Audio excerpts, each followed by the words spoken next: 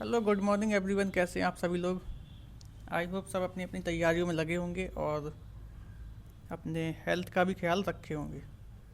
तो जैसा कि हम सभी जानते हैं कि पांचवी बार फिर से टीजीटी और पीजीटी, यानी कि अभी जो हम लोग ने नोटिस देखा था वो टीजीटी के लिए था, पीजीटी पहले ही हो चुका था। क्या हो चुका था? पोस्टपोन। पोस्टपोन तो तब होता है जब आपको नई डेट मिल जाए, तो इसको पोस्टपोन नहीं कहेंगे, ठीक है। इसको बोलेंगे कैंसिल हो गया था उस डेट को, अब नई डेट जब मिलेगी तब देखेंगे। तो कुछ दिन पहले ही हम लोग को पता चला कि अध्यक्ष महोदय ने इस्तीफा दे दिया था, और इस वीडियो में हम लोग उसी पर चर्चा करेंगे और जो भी अपडेट होगी उस पर भी देखेंगे, ठीक है। तो चलिए वीडियो को शुरू करते हैं।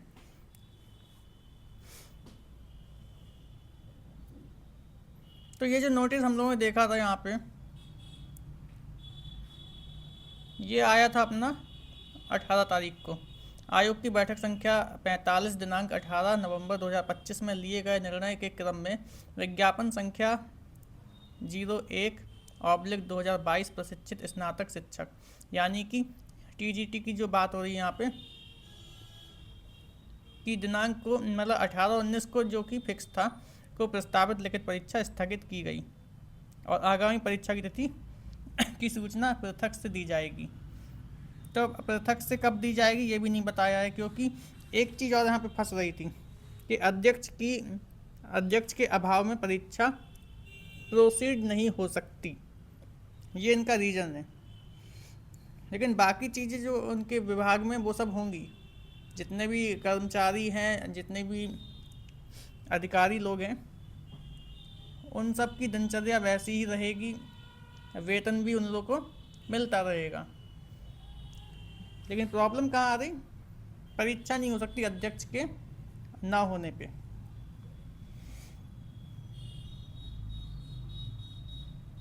यहाँ देखिए, परीक्षाएं स्थगित करने का रिकॉर्ड बना रहा है आयोग। अब रिकॉर्ड ही कहेंगे इसको, क्योंकि पांचवी बार भी कैंसिल हो चुकी है।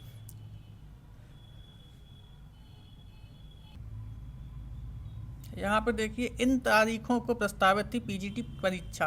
अब यहाँ पीजीटी भर्ती की परीक्षा यहाँ पे प्रस्तावित थी। पहला है 11 व 12 अप्रैल 2025, 20 व 21 जून 2025, 18-19 जून 2025, 15 व 16 अक्टूबर 2025। और टीजीटी के 3539 पदों के लिए आए हैं 8,68,531 आवेदन। अब पीजीटी के 625 पदों के लिए कितने हैं? 4,64,005।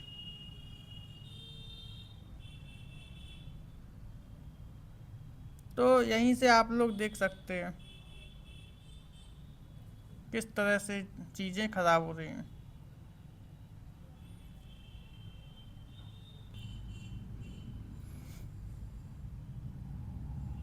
शिक्षा सेवा चयन आयोग की परीक्षाएं स्थगित करने का रिकॉर्ड बनता दिख रहा है। खास यह है कि टीजीटी भर्ती परीक्षा मंगलवार को चौथी बार स्थगित की गई। इससे पहले प्रवक्ता पीजीटी परीक्षा भी 4 बार स्थगित हो चुकी है। इसके अलावा असिस्टेंट प्रोफेसर भर्ती परीक्षा का साक्षात्कार स्थगित हो चुका है। हाँ, जो कि असिस्टेंट प्रोफेसर की जो परीक्षा हुई थी, जो कि जो नई मैम आई थी अध्यक्षा महोदय, उन्होंने करवाई थी असिस्टेंट प्रोफेसर की परीक्षा। तो लेकिन उसका जो साक्षात्कार की बात आई तो उसको भी क्या कर दिया गया? स्थगित कर दिया गया। तीनों भर्तियों की, एक मिनट, तीनों भर्तियों की तारीख एक एक बार प्रोफेसर कीर्ति पांडे ने इस्तीफे की वजह से स्थगित करनी पड़ी। लेकिन इससे पूर्व में तैयारी नहीं होने से परीक्षाएं स्थगित करनी पड़ी।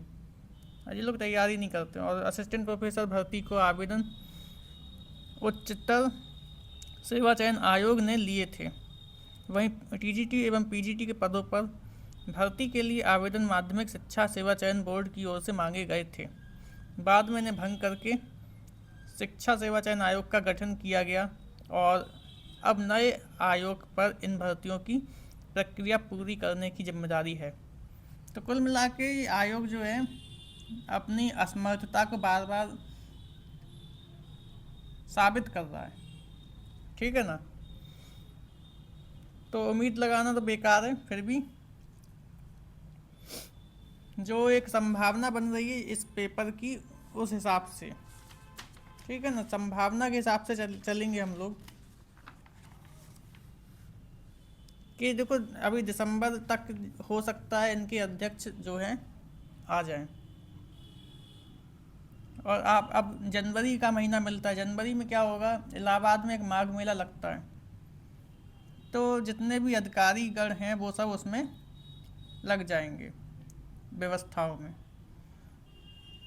तो जनवरी में तो संभव नहीं दिख रहा है, और फरवरी मार्च में क्या होता है, यूपी बोर्ड की परीक्षाओं में भी ये लोग बिजी हो जाएंगे क्योंकि वो भी तो करना है, क्योंकि इन लोगों पे मल्टीपल टास्क नाम की कोई चीज़ होती नहीं है, आता ही नहीं है इस तरह से, या इस तरह से ट्रेंड नहीं किए गए कि एक बार में एक ही काम करेंगे, बाकी चीज़ों को रोक दिया जाएगा इस तरह से।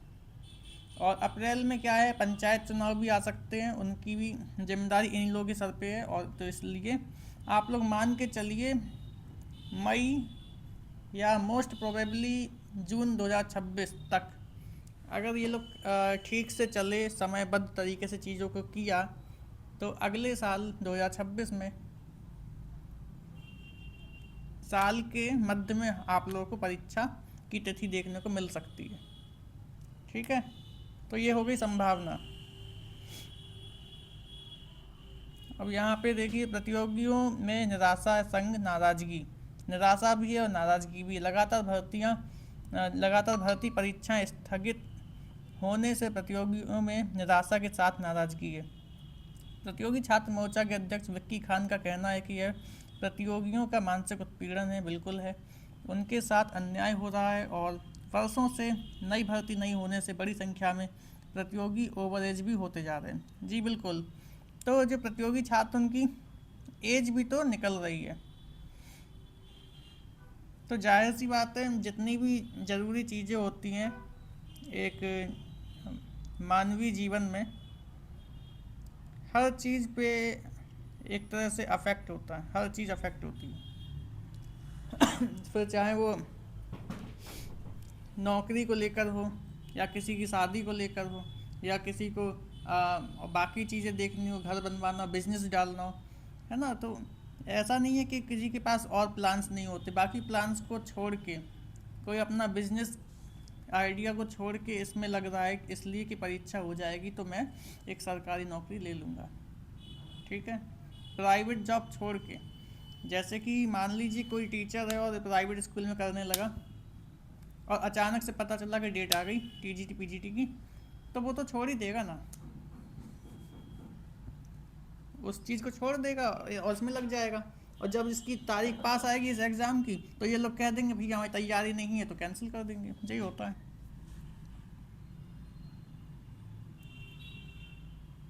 तो बड़ी संख्या में लोग नाराज हैं, ये बात तो एकदम सच है। तो चलिए आगे देखते हैं। तो ये जो उत्तर प्रदेश शिक्षा सेवा चयन आयोग के अध्यक्ष पद पर भर्ती की अधिसूचना जारी हुई है, ठीक है।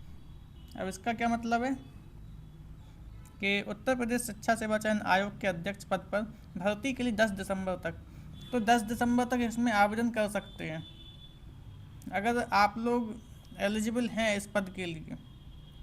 मोस्टली लोग नहीं होंगे, लेकिन अगर आप वीडियो देख रहे हैं और इसके लिए एलिजिबल हैं तो जल्दी से जल्दी 10 दिसंबर तक आवेदन इसमें मांगे गए हैं। और उच्च शिक्षा विभाग की ओर से अध्यक्ष पद पर भर्ती के लिए बुधवार को दूसरी बार विज्ञापन जारी किया गया।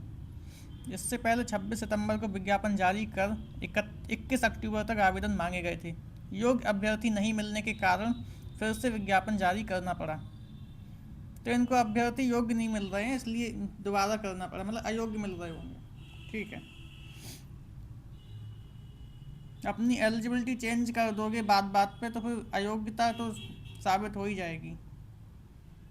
प्रोफेसर कीर्ति पांडे ने, ये तो योग्य थी कि अयोग्य थी, आयोग को यह भी बताना चाहिए था ये जो नाम है ये योग्य था कि अयोग्य था। 22 सितंबर को इस्तीफा, हाँ 22 सितंबर को इस्तीफा दे दिया गया था, ठीक है, इनके द्वारा। विशेष सचिव उच्च शिक्षा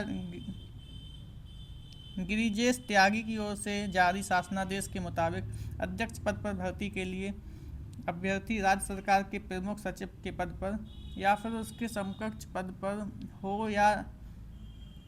हो या रहा होना चाहिए। अच्छा, ये एलिजिबिलिटी है, किसी विश्वविद्यालय का कुलपति हो या फिर रहा हो, विश्वविद्यालय में कम से कम 10 वर्ष तक प्रोफेसर हो या रहा हो। अरे तो कोई 10 वर्ष तक प्रोफेसर कैसे रहेगा? एग्ज़ाम तो कराना नहीं है आप लोगों को, ना ही साक्षात्कार करा पा रहे हो, कहाँ से होगा? होगा भी तो उसी टाइप का होगा जो पहले तो अध्यक्ष रहे हैं, क्योंकि ये भी तो प्रोफेसर ही थी कहीं पे, इनका नाम भी तो प्रोफेसर है। तो क्या गारंटी है कि वो आ भी जाए, इनका एलिजिबल जो योग्य उम्मीदवार है, और ये रख भी लें, उसको वेतन भी दे दें और वो काम भी कर जाए? कोई गारंटी नहीं। वहीं उसके पास कम से कम 3 वर्ष का प्रशासनिक अनुभव हो। अध्यक्ष पद पर भर्ती होने वाले व्यक्ति को 1,75,000 रुपये नियत वेतन और समय समय पर अनुमन्य अन्य भत्ते व सुविधाएं मिलेंगी। हमें ये समझ में नहीं आता है कि ये अन्य भत्ते सुविधाएं 1,75,000 किस बात के मिलते हैं, किस बात की? कुर्सी पर बैठने की। अध्यक्ष पद पर नियुक्ति के दिनांक से 3 वर्ष की अवधि या फिर 65 वर्ष की आयु पूरी करने तक इसमें से जो भी पहले हो पद धारण करेगा, और अध्यक्ष पद पर भर्ती के लिए आवेदन फॉर्म का प्रारूप उच्च शिक्षा विभाग की वेबसाइट, इस साइट पे उपलब्ध है।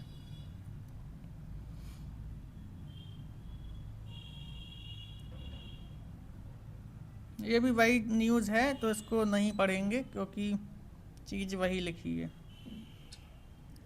आवेदन चल रहे हैं और लगभग 10 दिसंबर तक चलते रहेंगे। तो जो भी है, आप लोग ये मान के चलिए, पहली बात तो बार बार परीक्षा की तिथि जो घोषित हो रही है और फिर वो स्थगित भी हो रही है, विज्ञापन रद्द होने की अफवाहें चलना, यह सब एक तैयारी कर रहे छात्र के लिए बहुत ही निराशाजनक होता है।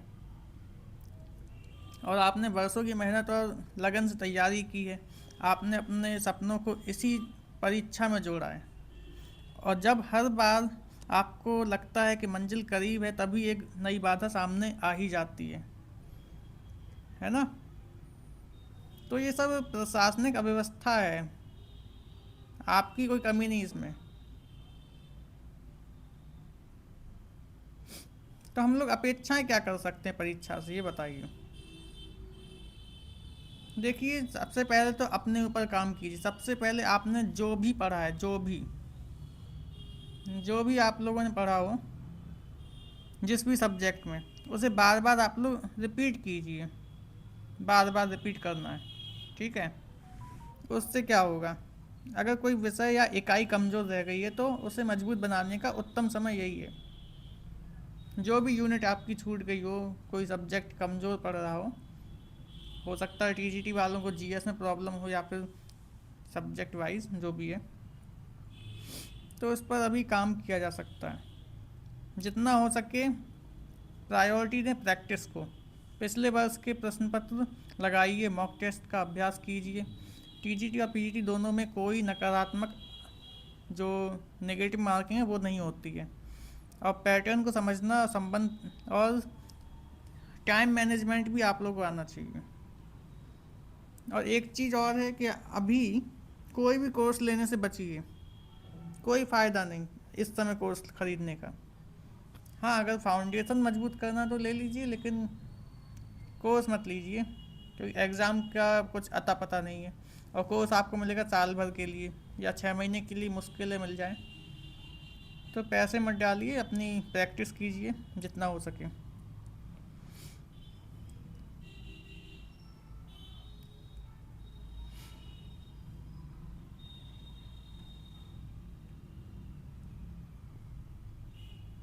और यहाँ पे एक और वैकेंसी देखने को मिलेगी होम गार्ड के 41,424 पदों पर भर्ती के लिए ऑनलाइन आवेदन शुरू हो चुके हैं।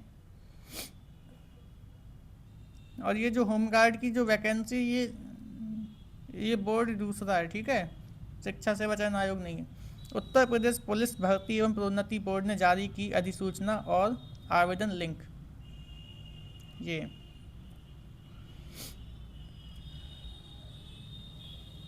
इसको भी देख लेते हैं। प्रदेश में होमगार्ड स्वयंसेवकों के 41,424 रिक्त पदों पर भर्ती के लिए ऑनलाइन आवेदन आमंत्रित किए गए हैं, ठीक है। और साथ ही साथ उत्तर प्रदेश पुलिस भर्ती एवं प्रोन्नति बोर्ड ने मंगलवार से ऑनलाइन आवेदन की अधिसूचना जारी कर दी है। आवेदन करने की अंतिम तिथि क्या है? 17 दिसंबर। बोर्ड ने आवेदन के लिए अपनी वेबसाइट पर लिंक जारी कर दिया है। आवेदन से पहले अभ्यर्थियों का भर्ती बोर्ड के वन टाइम रजिस्ट्रेशन, जो कि जिसको OTR बोलते हैं ना, वो भी करना पड़ेगा, अनिवार्य है। बोर्ड के परीक्षा नियंत्रक के मुताबिक होमगार्ड स्वयंसेवक के पद पर पुरुष और महिला अभ्यर्थी आवेदन कर सकेंगे और महिलाओं को 20% आरक्षण भी मिलेगा। आवेदन प्रक्रिया पूरी होने के बाद 100 अंकों की सामान्य ज्ञान की OMR आधारित 2 घंटे की लिखित परीक्षा होगी। इसमें चयनित अभ्यर्थियों की शारीरिक मानक परीक्षा, दस्तावेजों का सत्यापन जो कि डॉक्यूमेंट वेरिफिकेशन होता है, और शारीरिक दक्षता परीक्षा होगी। इसके बाद चयनित अभ्यर्थियों की जिलावार मेरिट जारी की जाएगी। अभ्यर्थी अपने जिले से रिक्त पदों के सापेक्ष ही आवेदन कर सकेंगे, मतलब आपके ज़िले में जितनी भी रिक्तियाँ होंगी उस हिसाब से। और यहाँ पे एक हेल्पलाइन नंबर भी जारी किया गया है, जो भी समस्या आप लोग आवेदन करने में आ रही हो उसके लिए, जिससे आप आवेदन को अच्छे से कर पाएँ। और भर्ती गाइडलाइन यही है, यहाँ पे देख सकते हैं आप लोग। हाई स्कूल समकक्ष अर्हता होनी चाहिए और NCC प्रमाण पत्र धारकों को 1 से 3 अंक दिए जाएंगे। आपदा मित्र प्रमाण पत्र वालों को 3 अंक अतिरिक्त मिलेंगे। 4 पहिया वाहन का लाइसेंस होने पर 1 अलग अंक मिलेगा। ये पता नहीं क्यों ये सब बकवास होती है, किसी को क्या मतलब इसका। NCC है तो 3 नंबर, आपदा मित्र है तो 3 नंबर, इन सब का होना कोई ज़रूरी नहीं होना चाहिए। होमगार्ड एनरोलमेंट के लिए कोई प्रतीक्षा सूची नहीं बनेगी, अच्छा, वेटिंग लिस्ट नहीं होगी। और शैक्षिक एवं आरक्षण प्रमाण पत्र डिजी लॉकर से अपलोड करने होंगे। जो भी है देख लीजिए आप लोग, अगर आप लोग के काम का हो। वैसे ये जॉब ठीक है, सही है।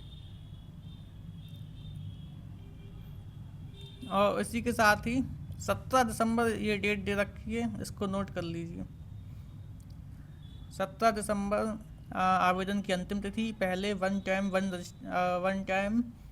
क्या लिखा, वन टाइम रजिस्ट्रेशन, अच्छा, OTR कराना अनिवार्य, ये बिल्कुल कराइए आप लोग, ज़रूरी है।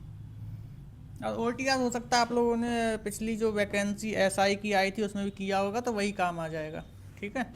और SC ST के लिए 300 रुपये आवेदन शुल्क लगेगा। और आवेदन के लिए सामान्य पिछड़ा वर्ग और EWS श्रेणी के अभ्यर्थियों को 400 रुपये शुल्क देना होगा। और SC ST वर्ग के अभ्यर्थियों के लिए आवेदन शुल्क 300 रुपये तय किया गया है। बता दें, अंतिम रूप से चयनित होमगार्ड स्वयंसेवकों को प्रतिदिन के हिसाब से 600 रुपये ड्यूटी भत्ता और राज्य सरकार द्वारा समय समय पर देय महंगाई भत्ता मिलेगा। तो बिल्कुल ये गोल्डन चांस है, इतनी बड़ी वैकेंसी रोज़ रोज़ नहीं देखने को मिलेगी। पूरे 41,424 पद, जो कि बहुत बड़ी बात है। आप लोग इसमें अगर एलिजिबल हैं तो बिल्कुल आवेदन कीजिए, बहुत ही अच्छी चीज़ है, ठीक है। तो इस वीडियो में आज के लिए इतना ही था, और बाकी अपडेट्स के लिए अगर आप लोगों ने अभी तक इस चैनल को सब्सक्राइब नहीं किया, सब्सक्राइब कीजिए, वीडियो को लाइक कीजिए, कमेंट सेक्शन में बताइए आप लोगों को कैसी इन्फॉर्मेशन लगी, और साथ ही साथ ये भी बताइए कि आप लोगों को किस चीज़ के बारे में और वीडियोस चाहिए। कोई भी चीज़ हो सकती है, कोई भी टॉपिक। तो तब तक के लिए थैंक यू सो मच।